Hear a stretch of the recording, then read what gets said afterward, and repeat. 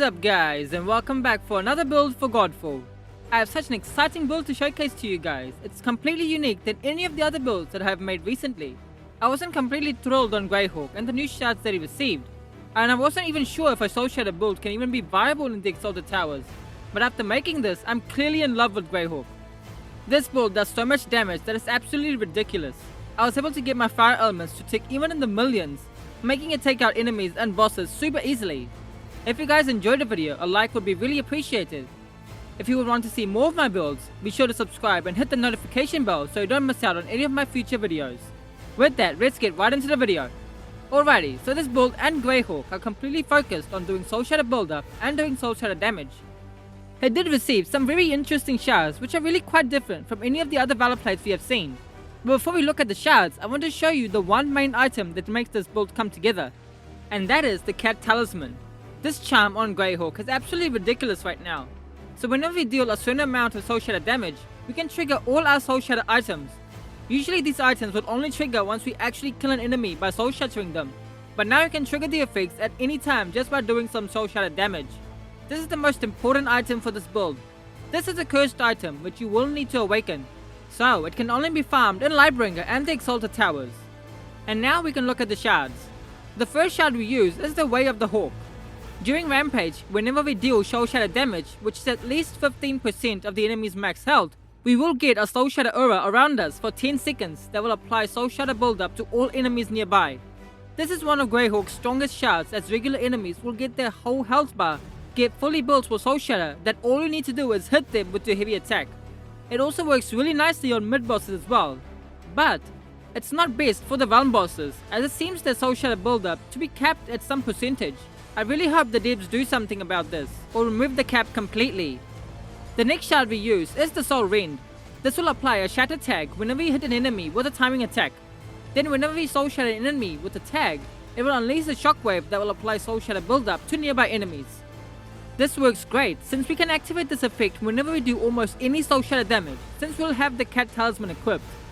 Thing about this tag is, even if you proc the effect with the cat talisman, the tag will not get used up. It will remain on the enemy until it has been killed. You can proc these shockwaves multiple times and can even do it consecutively as well. Here you can see, I do Soulshatter damage, and since the shockwave will apply a Soulshatter build-up to itself and nearby enemies, I can again just go straight back into my heavy attacks to proc the effect again. This can keep going until the enemy gets completely killed.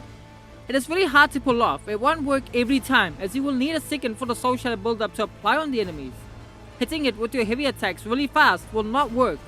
Great swords do work best as the heavy attack speed is very low. Now the main reason why this build is so strong, and that is the weapons. The main and the most amazing weapon for this build is the Retribution. This greatsword is totally ridiculous. So the ability of this greatsword is whenever we Soulshatter an enemy, we can summon a fire elemental that will deal 33 to 50% of the Soulshatter damage that we dealt. The elementals can hit really hard with this. What the ability doesn't tell you is the fact that the elementals will inflict ignite on the enemies as well. This is the reason why we can get the ignite ticks to go insanely high.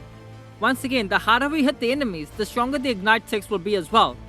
A primal version of this sword will be best, but the regular version is fine as well.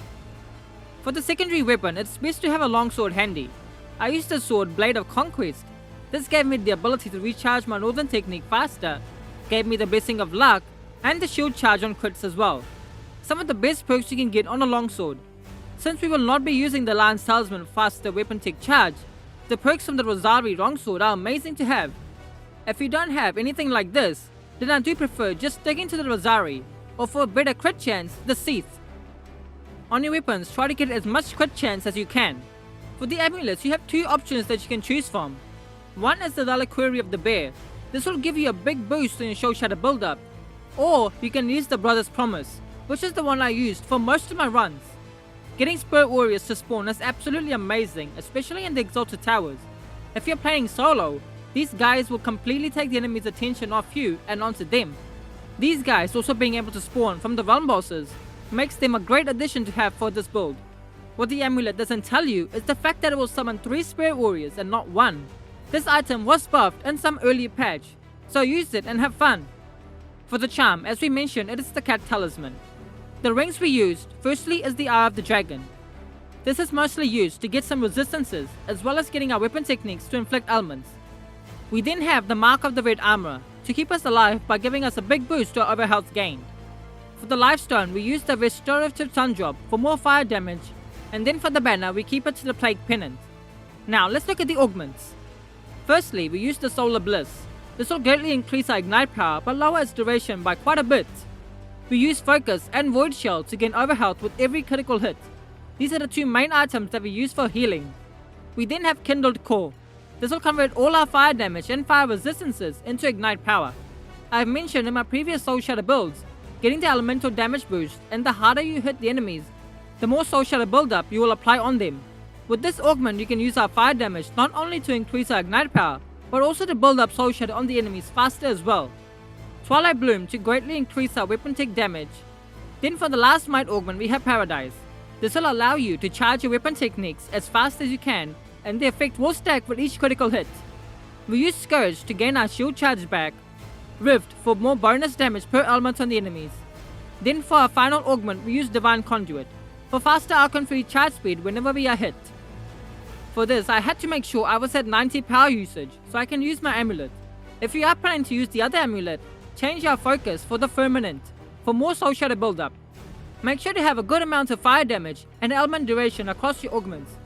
Add in overhealth gained if you need on your vitality augments.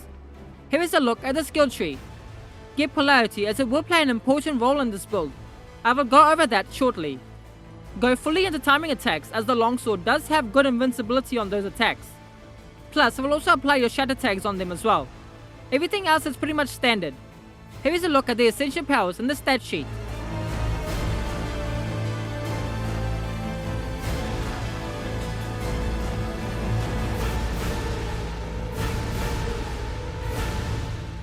That is it for the build, guys. It's truly amazing, and I was never expecting a Soulshatter build to be this much fun, as well as being able to do all this crazy amounts of damage.